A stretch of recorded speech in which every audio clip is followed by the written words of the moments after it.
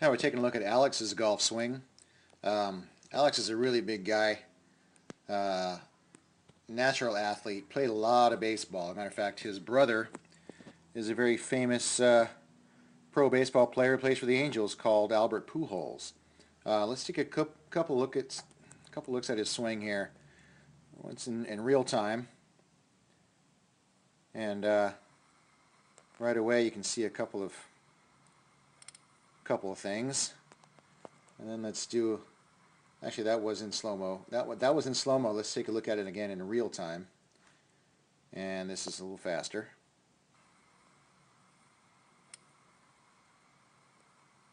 Now this is a long iron. He was hitting a 4-iron to a par 3.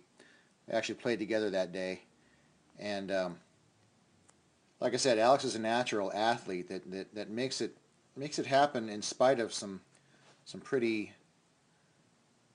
big flaws here. You can see right away in his setup that that you've got 3 lines going on there with his arm. Not quite that drastic, obviously, but his left arm is not straight. And let's do it again so you can really see it.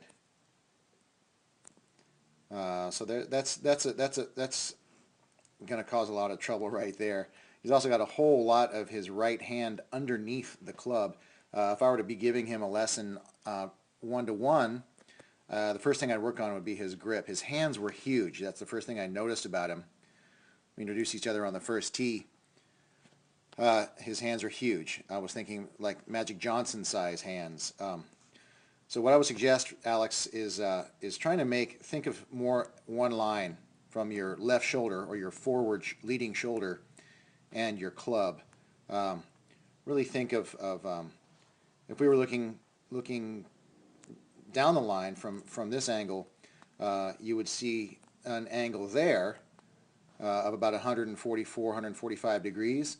But looking at this angle, you're really trying to go for one line. So I would say press your hands forward in that direction a bit, and get more of the club in. Just to start off, think of putting more of the club into the fingers of your right hand, so that your right hand is going to have to come around that way on the club a bit. It's incredibly a strong, what they call a strong grip, with that much of your right hand underneath the club. So let's take you forward in the swing a little bit, and you'll see that the first thing you do, you're actually pretty even here as far as your posture and everything. Your ball position is actually pretty good. But let's take you forward in the swing. The first thing that you do is do what they call a wrist cock immediately. Right there. You see the first thing that happens is your wrists break. Typically what we like to see is more of a one-piece takeaway, and then the wrists don't actually make that cock until the top of your swing. But you're getting away with it because you're a really good athlete.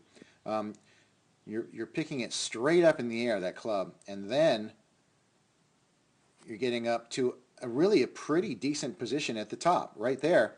That's actually, somehow you get there, and it's actually a pretty decent position. Now your left arm is very straight now. You've made the correction. We talked about that left arm being straight at address. It's actually very straight right here, and you're creating a really nice angle right there, creating a little bit of lag. You're not even close to being parallel, meaning the club shaft being parallel with the ground.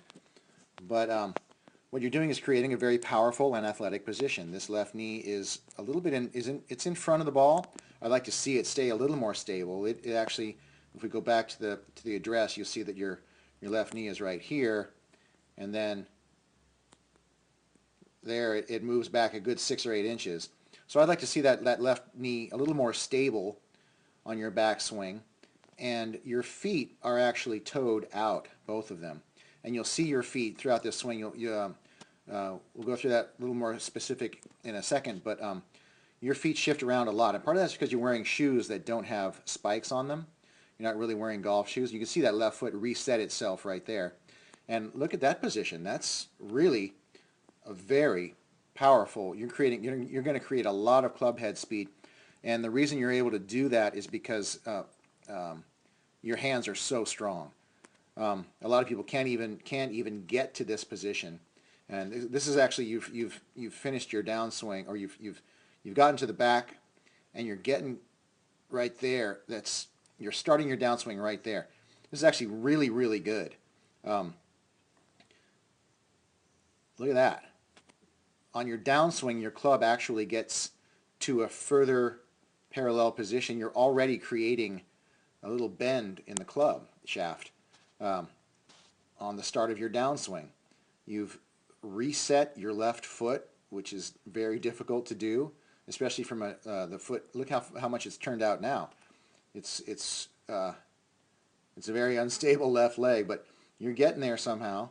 Now, what happens now is your right hand scoops. You can see that right there. Watch your right hand scoop underneath. Now, what we'd like to see is the right hand roll over this way. Roll over the left hand, and that's going to close your club face up. I remember this ball ended up about 30 yards right of the green, 30 yards right of your target, and almost pin high. So you had pretty good contact, but you hit it way to the right. So what's happening is you're not rolling your club, rolling your hands over, you're rolling your wrists over. Let's say it that way. That might be a more effective way of saying it. That right wrist should be rolling over the left wrist, right at or near impact, right there. And what you're doing now is you're kind of just scooping it and leaving the club face open. It's really difficult. What you're doing is making it even harder, and now it's rolling over. See how the right wrist rolls over the left wrist now at around that point in the swing? There we go. And even then, you have more of a sort of a Dustin Johnson kind of a finish. Dustin Johnson being I think he's like number 7 in the world now. He's got a very different grip. But you can see it again right there, how you scoop and then roll over afterwards. And you knew that I was filming this, and so you're posing right there.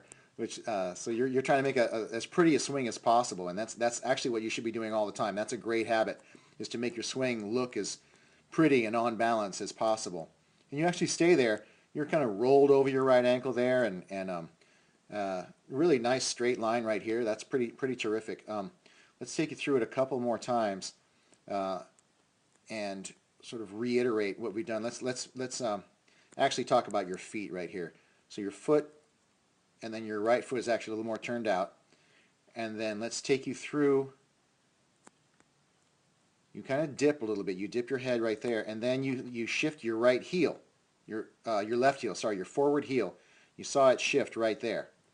So you shifted your foot,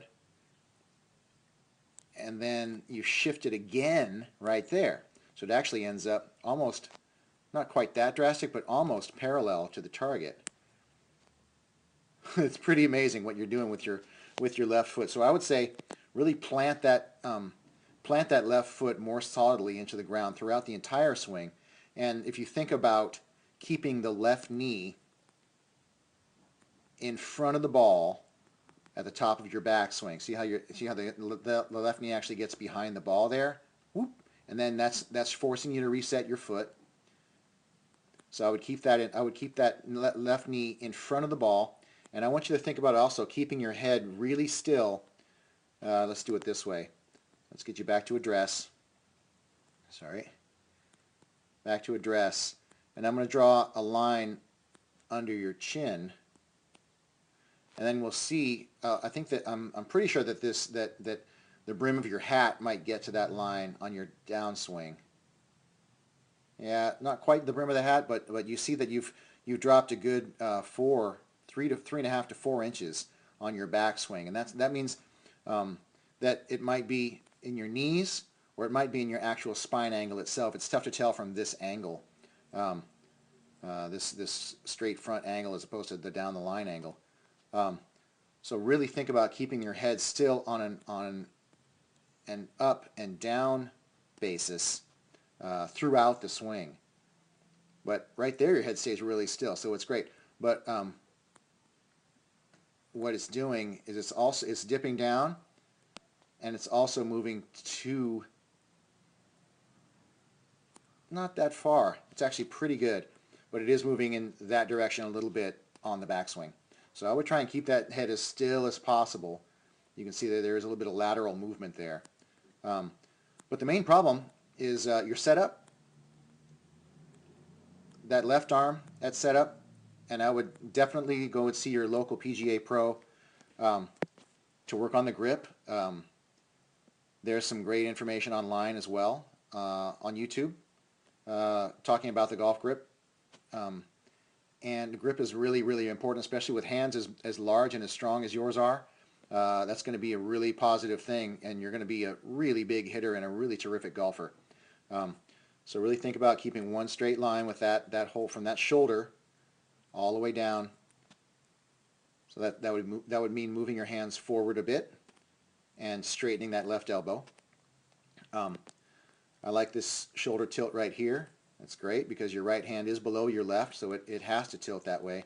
Make sure that your spine goes with it, and it's not like you're bending your spine that way. Let's take you through the swing a couple more times, and you can really see it, how that quick wrist cock in the beginning, picking the club straight up. That was real time. Let's do it half tempo again.